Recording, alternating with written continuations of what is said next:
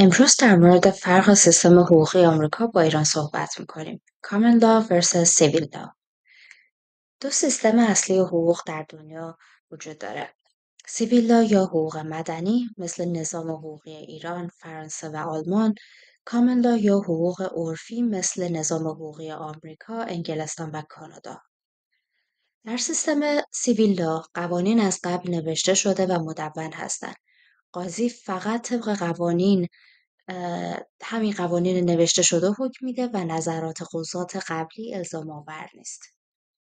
اما سیستم آمریکا کامن لا هست.